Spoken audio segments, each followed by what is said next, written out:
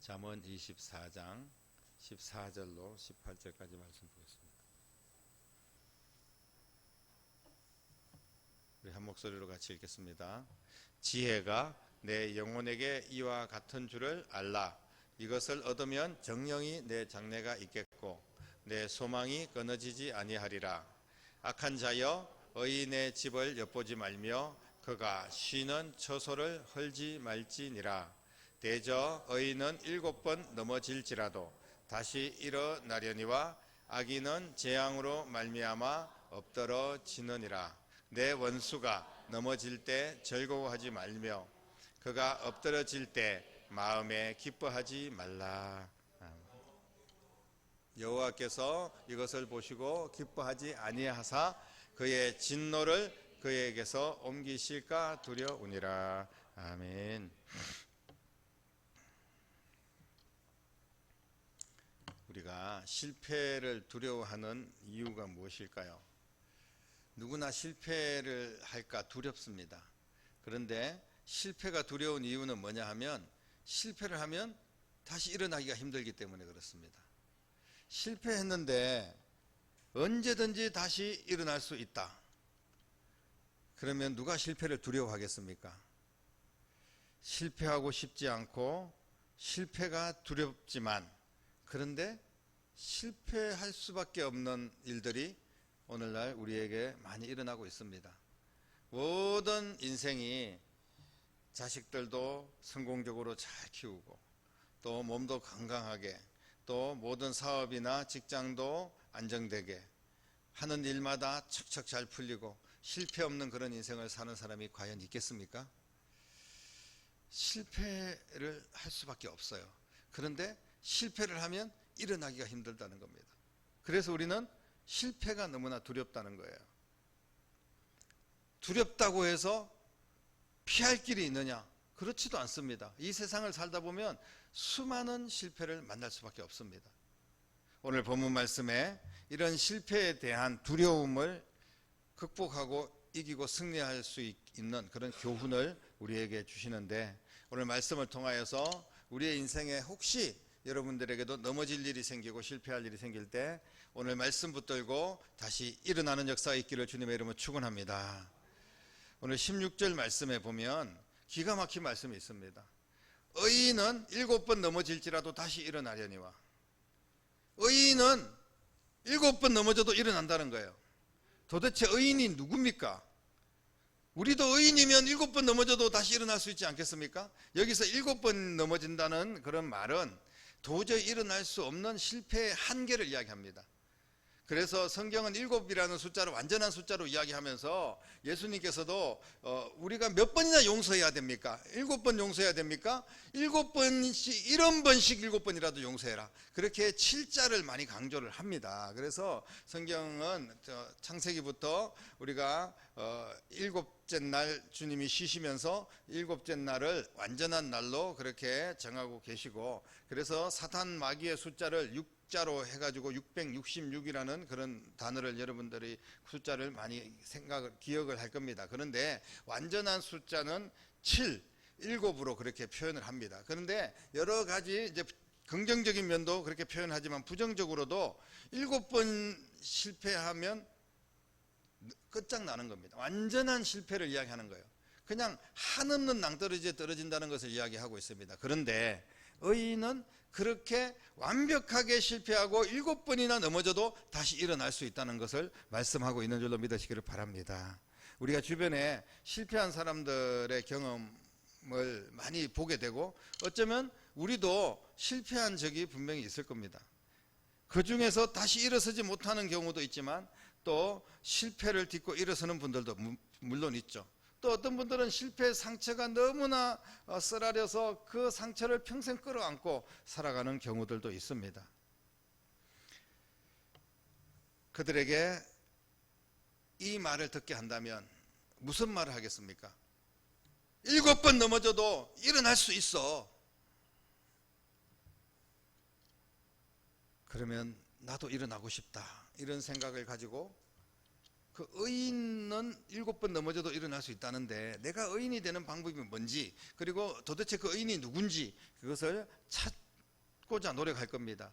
그리고 또 한편으로는 그런 말을 들을 때 나를 지금 놀리는 거니, 내가 이렇게 실패했다고 나를 지금 얕잡아 보고 이런 말을 하니 이렇게 나를 무시한다고 생각할 수도 있을 거예요. 7번이라도 넘어져도 일어날 수 있는데 너는 왜 실패해가지고 일어나지 못하니, 이렇게 조롱하는 것처럼 들릴 수도 있습니다. 실패를 통하여서 다시 일어나던 사람, 그 의인이 어딘가에 존재를 한다면 그 의인을 찾고 또 그 의인에게서 뭔가를 교훈을 우리가 듣고 싶지 않겠습니까? 왜냐하면 나도 일어나고 싶기 때문에 그렇습니다. 우리가 왜 명강사들 찾아다니고 부자 된 사람들, 또 돈 점심 한 그릇에 굉장히 비싼 몇억 대 돈을 주면서 점심 한 그릇을 먹고 대화를 잠깐 나누는 그런 재벌도 있다고 하지 않습니까? 그런데 우리가 왜 그렇게 합니까? 그런 지혜로운 자, 먼저 성공한 자, 이런 사람들한테 가서 왜 배웁니까? 그런 사람들도 실패를 했을 것이고 실패를 딛고 일어나가지고 지금 성공한 사람들 아니겠습니까? 운동선수들도 마찬가지고 경제인들, 정치인들 다 보면 마찬가지입니다. 링컨 대통령도 많은 세월 낙선을 하고 그렇게 위대한 대통령이 되었다고 하지 않습니까? 그런데 우리도 의인처럼 일어나고 싶은 마음이 간절합니다. 분명히 우리도 넘어질 때가 있었고 또 넘어질 수도 있기 때문에 그 방법을 알면 얼마나 좋을까, 그런 생각을 하게 됩니다. 모두가 궁금해하는 이 의인, 우리도 그렇게 되고 싶은데 이 의인이 도대체 누구일까요? 어떤 방법으로 이 사람은 7번씩 넘어져도 다시 일어날 수가 있었을까요? 사랑하는 성도 여러분, 하나님은 우리 모두가 7번 넘어져도 다시 일어나는 성도가 되기를 원하고 계시는 줄로 믿으시기를 바랍니다. 오늘 이 말씀은 세상 속에서 우리가 예수님을 믿는다고 해서 한 번도 넘어지지 않는 그런 삶을 산다는 보장을 해주시는 말씀이 아니에요. 넘어질 일은 분명히 있습니다만은 그러나 일어나게끔 해주시겠다는 말씀인 줄로 믿으시기를 바랍니다. 실패가 있을 수 있어요. 하지만 우리는 주님을 믿음으로 다시 일어날 수가 있습니다. 그런데 오늘 보니까 하나님은 오늘 이 말씀을 통해서 진짜 성공자는 실패를 통해서 일어나는 자라는 것을 말씀하십니다. 성공자가 되기 위해서는 다시 일어설 수 있는 지혜가 있어야 된다는 거예요. 하나님이 주신 지혜가 있어야 된다는 겁니다. 그 지혜를 가지고 있는 사람은 반드시 다시 일어나게 될 줄로 믿으시기를 바랍니다. 오늘 보니까 그러면 그 지혜가 뭔지만 알면 오늘 말씀 우리가 함께 나누는 것에 큰 교훈을 얻을 수가 있는 거예요. 7번씩 넘어져도 다시 일어날 수 있는 비결은 뭐냐 하면 17절에 오늘 그 방법을 가르쳐주고 있습니다. 오늘 17절 말씀 우리 같이 한번 다시 읽어보겠습니다. 내 원수가 넘어질 때 즐거워하지 말며 그가 엎드러질 때 마음에 기뻐하지 말라. 이는 다른 사람들의 실패를 일으켜 줄 아는 사람, 다른 사람들의 아픔을 보듬어 줄 아는 사람, 다른 사람들에게 내가 먼저 손을 내밀어서 그를 붙잡아 줄 수 있는 사람, 이런 사람은 7번 넘어져도 다시 일어날 수 있는 사람인 줄로 믿으시기를 바랍니다. 오늘 말씀에 하나님께서 7번 넘어져도 다시 일어날 수 있는 지혜와 능력을 주시는데 그 비결이 바로 여기에 있다고 말씀하십니다. 다른 사람이 넘어지든지 말든지 실패하든지 죽어나가든지 아무런 관심이 없고 다른 사람의 실패를 오히려 은근히 즐거워하고 오직 나만 성공하면 되고 내가 실패했을 때 나만 일어나면 된다는 생각을 가지고 있다면 그런 사람은 결코 일어날 수가 없습니다. 주님의 말씀입니다. 어떤 시련이 오고 실패를 경험하더라도 일어날 수 있는 방법이 있는데 다른 사람들의 연약함을 돕고 내가 희생을 하며 대가를 지불하면서도 그 사람을 일으키는 사람이 바로 7번 넘어져도 다시 일어날 수 있는 사람인 줄로 믿으시기를 바랍니다. 오늘 17절 말씀, 내 원수가 넘어질 때 즐거워하지 말아라 라고 말합니다. 이 말은 그 원수를 일으켜 줄 수 있는 사람이라는 이야기예요. 원수라도 원수라도 그 사람이 넘어졌으면 불쌍히 여기고 주님의 마음을 가지고 그 원수지만 내가 일으켜 줘야 된다는 거예요. 우리가 아직 죄인 되었을 때, 우리가 원수일 때, 하나님과 우리가 원수일 때 주님께서 이 땅에 오셔서 나를 위하여 십자가에 못 박혀 죽고 나를 대신하여 모든 죄값을 지불하시고 우리를 일으켜 주신 줄로 믿습니다. 다른 사람의 그 실패를 기뻐하지 말라는 겁니다. 그가 엎드러질 때 마음에 기뻐하지 말라는 거예요. 다른 사람의 실패를 즐기지 말라는 겁니다.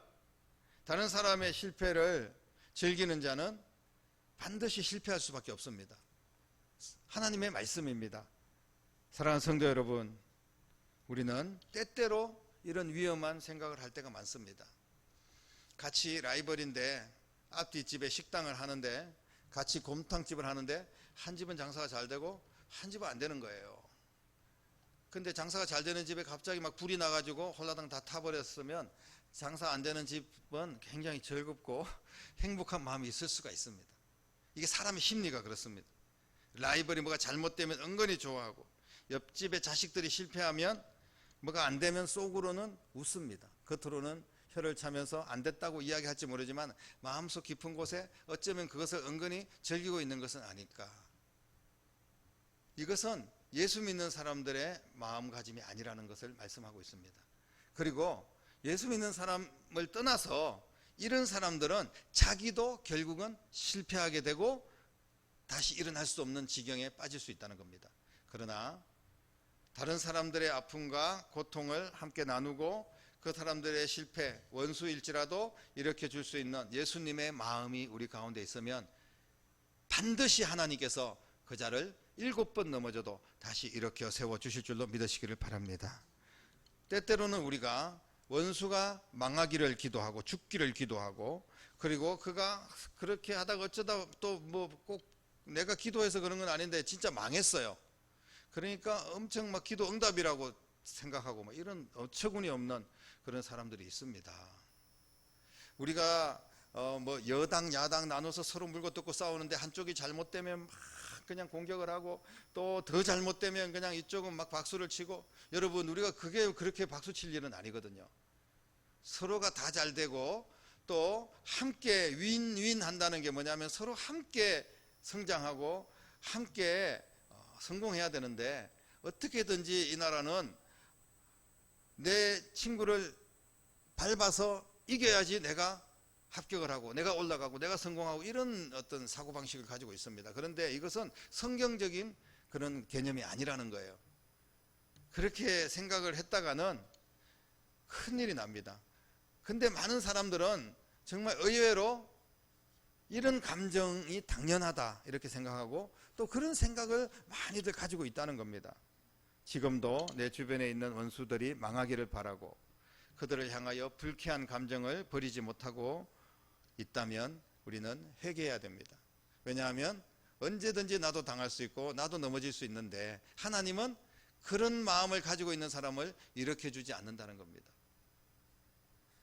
이런 내 감정, 내 생각이 그 사람이 실패한 거하고 상관없이 내가 가지고 있는 그 생각이 나를 일어서지 못하게 발목을 붙잡고 있다는 사실을 우리는 반드시 기억해야 됩니다. 내가 왜 힘들고 어려울 때 일어나지 못했을까? 내가 왜 어려울 때 툴툴 털고 일어나서 다시 힘있게 주의 사명을 감당하고 하나님의 영광을 위하여 쓰임받는 축복의 인생을 살지 못했을까? 그것은 내가 다른 사람이 어려울 때 일으켜 주지 못했기 때문이라는 것입니다. 이런 못된 심보가 바로 나를 실패하게 만들고 내가 실패했을 때 내가 일어날 수 없도록 만드는 마음이라는 사실을 꼭 기억하시기를 간절히 바랍니다. 다른 사람의 실패를 즐기지 마십시오. 이게 믿는 자의 도리고 본분입니다. 우리는 다시 일어날 수 있습니다. 여러분 다시 일어나기를 원하십니까? 내 자녀들이 다시 일어나기를 원하십니까? 여러분의 가정의 경제가, 여러분의 건강이, 여러분의 가족들이 모두가 다시 건강하게 행복하게 다시 일어나기를 축복합니다. 그러기 위해서는 다른 사람의 실패를 즐기지 말라는 거예요. 저 사람은 나가 죽은 가도 나만 아니면 다행이라고 생각하는 것은 굉장히 나쁜 마음입니다. 같이 울고 같이 아파할 수 있는 그런 마음이 그리스도인의 마음이라는 거예요. 하나님은 이 성공의 원리를 깨닫고 지금 다시 일어서는 성도들이 되기를 원하고 계시는 줄로 믿으시기를 바랍니다. 우리가 성공하기 위한 지혜, 성공하기 위한 방법, 원리가 바로 여기에 있다는 것을 반드시 기억해야 됩니다. 지금 손을 내밀어서 주변에 넘어진 자들이 있다면 일으켜 주십시오. 그가 비록 나를 힘들게 했던 내 가족이나 이웃일지도 모릅니다. 그러나 먼저 손을 내미는 여러분 될 수 있기를 간절히 바랍니다. 실패를 딛고 일어서는 지혜, 바로 여기에 있습니다. 지혜로운 자가 결국은 성공하는 겁니다. 우리가 알고 있으면 실천을 해야 되는 거예요. 생각만 하지 말고 예수님의 마음으로 진심으로 일으켜주는 성도가 되시기를 바랍니다. 주님께서 내가 죄인일 때 나를 일으켜주시고 하나님의 자녀 삼아주신 것처럼 이 사람은 내 자녀니까 일으키고, 이 사람은 나한테 그동안 잘했으니까 일으키고, 이 사람은 실패했는데 정말 참 좋은 사람이니까 내가 일으켜주고, 이런 게 아니에요. 우리가 죄인일 때, 우리나라가 아직까지 예수님을 모를 때 우리를 일으켜주기 위해서 수많은 선교사님들이 피를 흘리면서 이 땅에 와서 복음을 전했습니다. 아무 연고도 없는 거예요.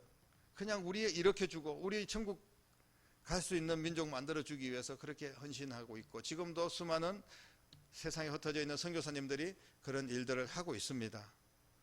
오늘 말씀 붙들고 다른 사람의 실패를 일으켜주는 자가 되시기를 바랍니다. 우리의 삶에 어떤 시련이 오고 7번 넘어질 일이 설사 생기더라도 다시 일어서는 축복의 인생이 되시기를 주님의 이름으로 간절히 축원합니다. 기도하겠습니다. 하나님 아버지, 감사합니다. 우리는 반드시 일어나고 또 일어나고 또 일어날 줄로 믿습니다. 우리가 오늘 말씀을 깨닫고 약한 자들, 실패한 자들, 어려운 자들을 일으켜 줄 수 있는 믿음이 있다면, 그런 용기가 있고 그런 예수님의 마음이 우리 가운데 있다면 나도 일어나고 내 가족도 일어나고 우리 교회도 일어나게 될 줄로 믿습니다. 이런 귀한 마음을 우리에게 주시옵소서. 이 생명의 교훈을 꼭 기억하게 하시고, 내가 일어날 수 있는 비결은 먼저 내가 다른 사람들을 일으켜 세울 때 나도 7번 넘어져도 다시 일어나는 놀라운 은혜를 하나님께서 허락하여 주실 줄로 믿습니다. 이 귀한 은혜가 사랑하는 모든 성도들에게 함께 하시기를 간절히 기도합니다. 역사하여 주시옵소서. 예수님의 이름으로 기도드립니다. 아멘. 나의 등 뒤에서 나를 도우시는